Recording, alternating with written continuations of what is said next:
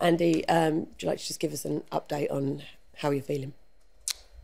Yeah, I mean, it's been obviously tough 10 days or so since Queen's obviously had the operation on the back, which it wasn't insignificant, and yeah, just been trying to do everything that I can to try and get ready to start the tournament here. I don't know if that's going to be enough. I've been practicing for the last few days. I played a set today and it went pretty well, but I still don't have 100% sort of feeling and sensation in my leg yet, but it's getting better every single day.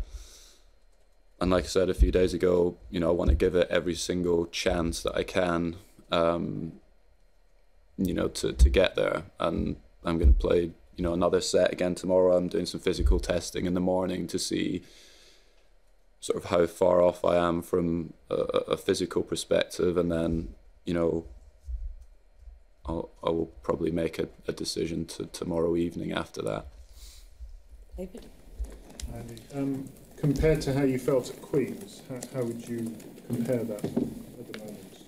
Well, I have no back pain, which is obviously really good, but the nature of the problem that I had was, that I had quite a large cyst, which was squashing, compressing my nerves, which then, obviously lost not all but a lot of control in my right leg. That is getting better, but it's kind of like, like if you sleep on your arm, funny, and you wake up and you've got a dead arm.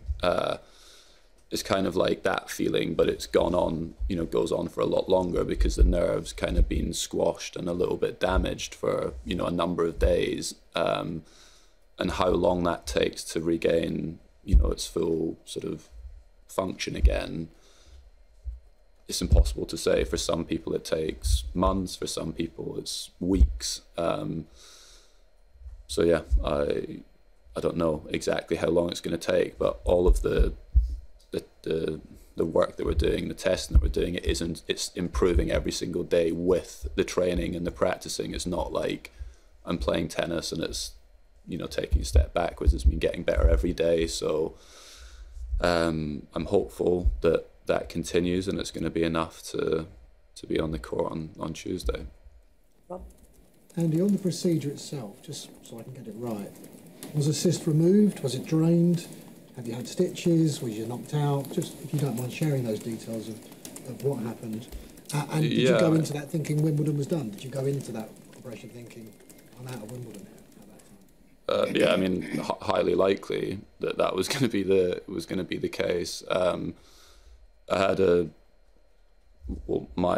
might get the exact terminology wrong, but I had a decompression of spinal stenosis in my back, which is not just an issue with the cyst as such, but the cyst is what was causing the issues with my leg, pressing on the nerve, and the cyst got removed. I still have stitches in my back now, and yeah, the area where I had the operation is not sore. It's the leg and the function of my leg that will determine whether or not I'm able to play.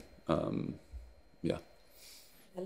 Andy, I know you said a few days ago that singles was probably looking unlikely. Kind of what's your gut feeling now? And do you think if you can't play singles that doubles is probable?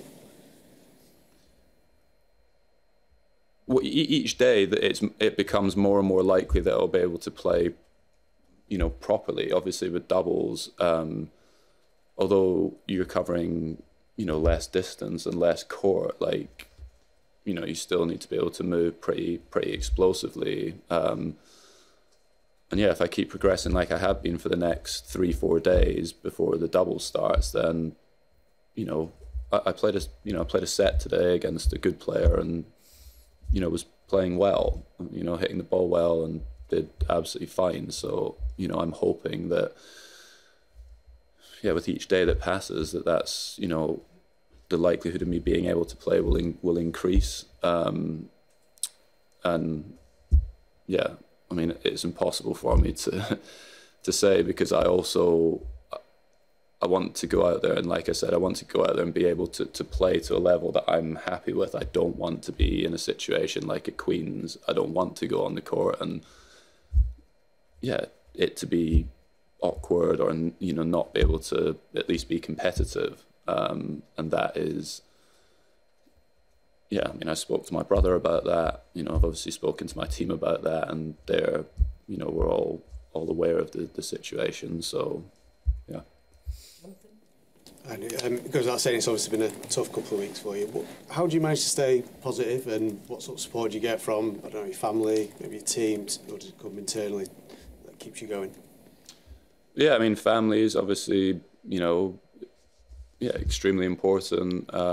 You know, they always have been throughout, you know, my whole career, whether that be, you know, my parents from a young age, or, you know, having my brother with me on the tour, or, you know, my wife.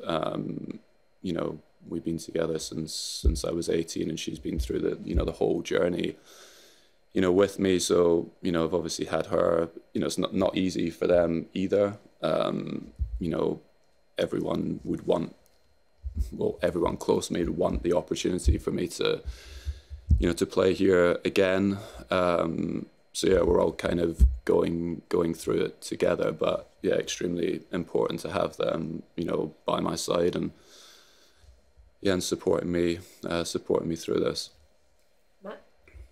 Hey Andy, I'm curious, like, what are you looking to get out of this experience? Is there a certain, like, feeling you're trying to get into? Is it being on center court again, or feeling the competitive juices flowing? Because obviously there's considerable risk. So I'm sort of curious, what is the benefit that you're really going for here, other than trying to win the championship? Well, it depends what you consider considerable risk, really. I mean, from discussions that I've had with my surgeon and the, you know, the medical experts that are around me, the biggest risk is from the wound perspective, and sort of a reopening of the wound. My spine is, you know, is strong and stable. The inflammation is coming down, you know, every single day. There's been minimal disruption to the muscles and everything. And yeah, the issue would be if, you know, the wound, which is extremely small, it was a keyhole operation, you know, if that was to reopen, and I would then have to go and have that sorted. But, you know, I'm okay with that risk. If I was worried about doing more damage to my spine or something like that, then yeah, that would be very different. But I'm okay with, you know, a few stitches coming loose or whatever. And what am I looking to get from it? Well, yeah, the opportunity to play here again. I mean, you know, for, you know, the last time, and yeah, that's kind of it. Like, this is a place that's obviously been, you know, really good to me over the years. And yeah, I guess, you know, the last few years you've had, I don't know, like Serena finished playing and Roger finished playing, and, you know, Rafa's obviously spoken a lot, you know, and recently about the struggles he's gone through. And yes, that everyone has their idea of how they want to finish their career, or how they would want it to go. And my idea of that would be, you know, I would have probably seen that happening probably at Wimbledon, or, you know, obviously I have the Olympics coming up, but yeah, I would love the opportunity to play here one more time. And yeah, that's what I'm looking to get out of it. Whether, you know, afterwards I feel like that's the right thing to do, or was the right thing to do or not, I don't know. But right now, like, yeah, I feel like I want that opportunity. Andy, you talked at Queen's about how increasingly difficult it's been to kind of get your body in the best shape to compete on court. I'm curious, do you look at this injury as like a kind of inevitable consequence of that, of, you know, your age and of all the difficulties you've had, or is it bad luck that it happened at this time, you know, right before Wimbledon? Yeah. Yeah, I mean, I think obviously that, yeah, as you age and you're playing a professional sport, I have, you know, a lot of wear and tear on my body, clearly, as most players would at, you know, at this age. I think the thing that was, obviously I have wear and tear on my back. It's not like if you looked at a scan of my back, it'd be like, oh, this is, you know, this back looks, you know, this back looks brand new, and this is just unfortunate. Like, my back doesn't look good on a scan, and it's, you know, not in an amazing place. However, the cyst was, I think, was very unfortunate where that showed up, because you can have cysts all over your body around degenerative joints and stuff, and they cause no problems. But the fact that it happened to be on my spinal cord was tough, yeah.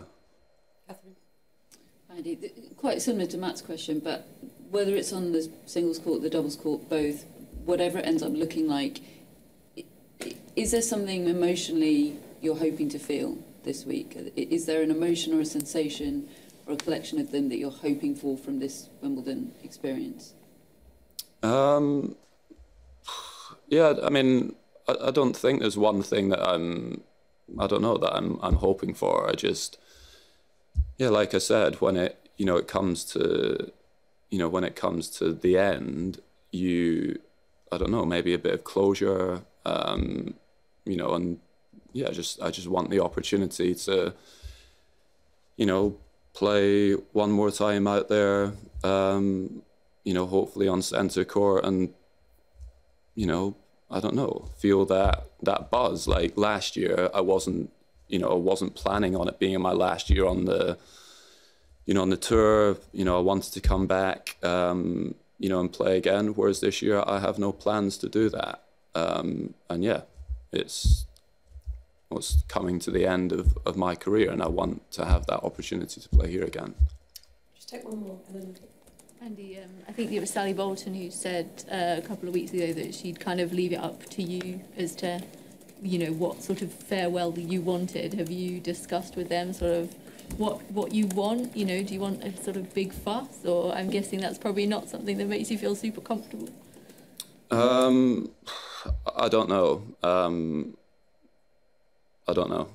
I don't know exactly what. I don't know. I don't know what the right thing is. I know obviously what happened in Australia a few years ago was a bit awkward, but it's different this time.